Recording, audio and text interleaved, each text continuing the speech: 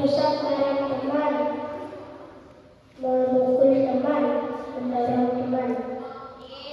Oke, jadi kalau Vicky menjelaskan physical bullying itu adalah merusak barang teman, memukul teman, dan mendorong teman. Nah, ini dalam tanda kutip sengaja ya. Apakah kalian pernah melihat teman dengan tindakan seperti itu?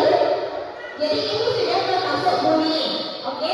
Tapi kalau tidak sengaja, tidak bullying. Oke, selanjutnya itu adalah verbal bullying.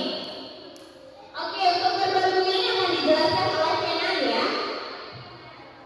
Contohnya mengejek teman, memandang teman, menghina teman. Oke, jadi itu untuk verbal bullying. Jadi verbal bullying itu dari mulut ya, kata-kata yang kalian lontarkan yang menyakiti teman itu termasuk verbal bullying. Thank you Kenan. Selanjutnya ada cyberbullying.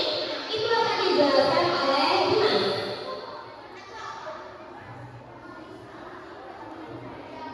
Berkomentar jahat di media sosial. Terima kasih Dimas. Nah, dari kalian semua kan pasti punya sosial media ya? Punya tidak? Punya. Nah, jadi kalau di sana kalian berkomentar tidak baik, nah itu termasuk cyberbullying, oke? Dan yang terakhir itu social bullying akan dijelaskan oleh Fiona. Silakan Fiona.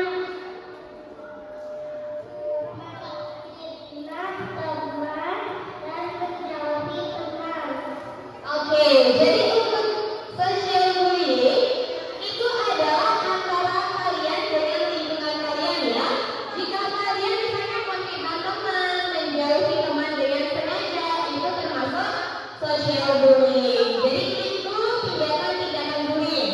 Nah, lain halnya di sini ada juga sikap sebagai korban dan juga sebagai saksi. Apakah kalian menjadi korban bullying? Tidak. Apakah pernah menjadi saksi bullying? Nah, sekarang di sini akan dijelaskan oleh Saka dan juga Alin ya, apa tindakan yang tepat sebagai korban dan juga sebagai saksi. Oke, dari Alin dulu, kalau sebagai korban apa tindakan yang tepat, Alin? Salah. Pergi ke tempat aman dan minta bantuan, berani berbicara. Oke, terima kasih Alin. Jadi kalau kalian sebagai korban bully, itu tindakan yang harus bisa kalian lakukan adalah pergi ke tempat yang aman, lalu berani berbicara, dan minta bantuan pada orang yang lebih dewasa ya. Oke, untuk sebagai saksi akan dijelaskan oleh Saka. Silakan Saka. Ajak teman bermain, tawarkan bantuan.